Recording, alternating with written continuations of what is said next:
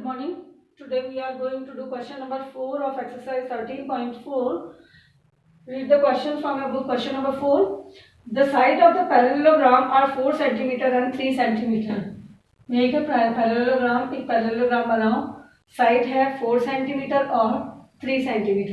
If the altitude corresponding to the base 4 cm is 1.8, यानी इस base के altitude में इसकी आपकी एल्टीट्यूड यानी ये बेस के उससे है तो इसका एल्टीट्यूड है कितना 1.8 centimetre.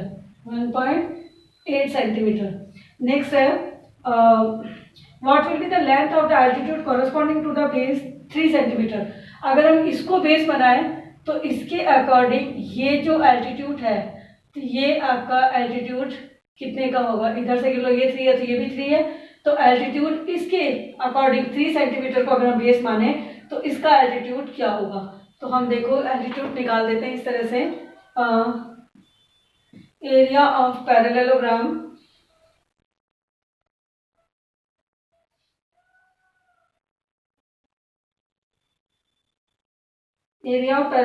Is equal to base into altitude यानी हाइट. एल्टीट्यूड लिख देती हूँ. अब देखिए ये कितना है. पहले हम इसी से निकालें क्योंकि इसकी एल्टीट्यूड और हाइट दोनों दे रखी है. 4 इंटू 1.8 ये किसके इक्वल होगी इधर वाली साइड से यानी 3 इंटू अब इसकी एल्टीट्यूड अपने को पता नहीं तो वहां लगा देते हैं x. तो 3x is equal to 3x को इससे मल्टीप्लाई किया 3x इज इक्वल टू 4 को 1.8 से मल्टीप्लाई करो. 4 8 जा 32 कैरी 3 4 1 जा 4 और 3 7 7.2.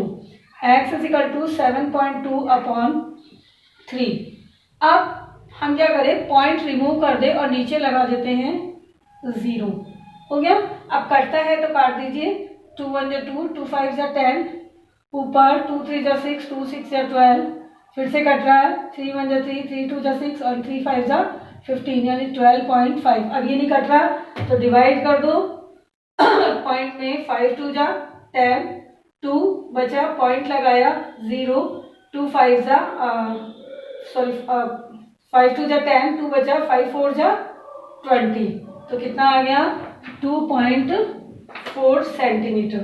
नेक्स्ट क्वेश्चन है क्वेश्चन नंबर 5.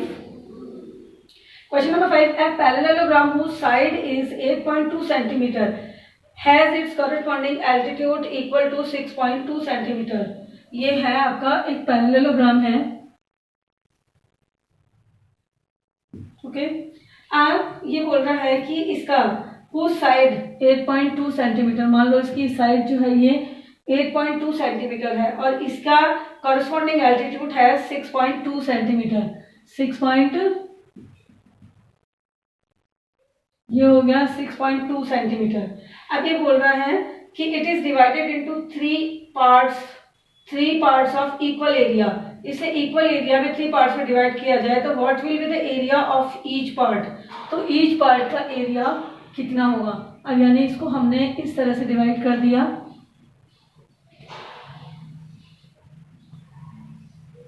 तो 2 तरीके हैं. या तो हम इसको इक्वल पार्ट्स में डिवाइड करने का मतलब है एरिया 3 पार्ट्स में डिवाइड कर देते हैं. तो इसका देखो सबसे पहले तो एरिया ऑफ पैरेललोग्राम निकाल लें. Area of parallelogram is equal to base into altitude. Base कितना है 8.2 एल्टीट्यूड है 6.2 और ये बोल रहा है कि इसको इक्वल पार्ट्स में तो पहले हम देखो मल्टीप्लाई कर देते हैं. 8.2 इंटू 6.2 2 2 जा 4 2 8 जा 16 6 2 जा 12 और 6 8 जा 48 और 1 49 प्लस करके लिख दो इधर 4 6 2 8 9 और 1 10 कैरी 1 4 और 1 5 2 डिजिट आगे पॉइंट लगा दो यानी 50.84 सेंटीमीटर स्क्वायर. ये हो गया आपका. नेक्स्ट है अब इसको 3 इक्वल पार्ट्स में डिवाइड किया है. 3 इक्वल पार्ट्स. ठीक है तो 3 इक्वल पार्ट्स कैसे हो जाएंगे 50.84 अपॉन 3. पॉइंट रिमूव किया या तो इससे डिवाइड कर दो पॉइंट से जैसे हम पॉइंट से डेसिमल से डिवाइड करते हैं. देखो किस तरह से 3 से 50.84 3 1 जा 3 2 बचा, 0 तारा। अब 3 6 जा 18, 2 पॉइंट ऊपर लगाया, 8।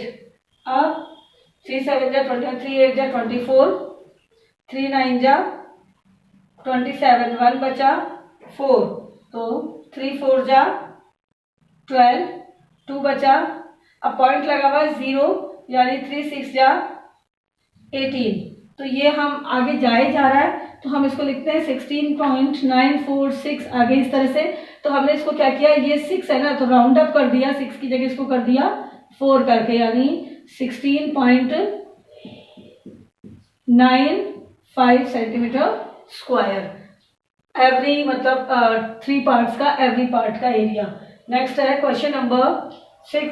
Question number 6, find the area of rhombus whose diagonal are 8 centimetre, 8 millimetre and 6 centimetre, 5 millimetre. देखो रोम्बस जानो, रोम्बस मतलब ये साइड जैसे काइट होती है, और ये रोम्बस है।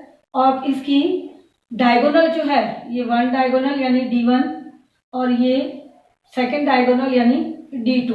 D1 और D2 जो बता रहा है 8 सेंटीमीटर 8 मिलीमीटर, यानी इसको हम ऐसे लिख सकते हैं 8.8 सेंटीमीटर। और सेकंड डायगोनल जो है D2 वो बोल रहा है 6 सेंटीमीटर एंड 6 सेंटीमीटर, एंड ये तो हो गई ये वाली, और ये है D2 6.5 सेंटीमीटर। तो D1 8.8 सेंटीमीटर, D2 है 6.5 सेंटीमीटर। तो area of rhombus is equal to 1/2 into D1 into D2। तो 1/2, D1 है 8.8 इंटू D2 है 6.5। काट दो, 2 1 2, 2 4 जा 8, 0.24 जा 8। 6.5 को 4.4 से मल्टीप्लाई कर दो, 6.5 इंटू 4.4, 4 5 जा 20, कैरी 2, 4 6 जा 24 और 2 26, 4 5 जा 20, 4 6 जा 24 और 2 26, प्लस कर दो। तो ये हो गया 0 6 और 6 और 2 8 और 2 पॉइंट डिजिट आगे पॉइंट लगा दिया, यानी 28.60 सेंटीमीटर स्क्वायर। ये है आपका इसका answer question number 6। Question number 7, the area of the rhombus, rhombus का एरिया दे रखा है क्वेश्चन नंबर 7 में। Area of rhombus is equal to है 202.4 सेंटीमीटर स्क्वायर। रोम्बस RHOMBUS आप पूरा लिख लीजिएगा। ये दे रखा है आपको सेंटीमीटर स्क्वायर। नेक्स्ट है, if one its diagonal, one diagonal यानी D1 दे रखा है इसने 18.4 सेंटीमीटर। अब बोल रहा है find the length of the other diagonal. तो अपना फॉर्मूला क्या है, area of rhombus is equal to 1/2 into D1 into D2। तो ये किसके इक्वल है, ये है 1/2 इंटू D1 अपने को पता है 18.4 इज इंटू D2 अपने को पता नहीं है, और किसका है इनका आंसर 202.4 सेंटीमीटर स्क्वायर। अब क्या करें, 2 से इसको काट दे पहले यहीं पे, 2 1 जा 2, 2 9 जा 18 और 2 2 जा 4। तो ये हो गया 9.2 इंटू, डायरेक्ट करते हैं, D2 इज इक्वल टू 202.4। तो D2 की वैल्यू यानी सेकंड जो डायगोनल है उसकी वैल्यू कितनी हो जाएगी, ये इसके नीचे आ जाएगा 202.4 अपॉन में 9.2।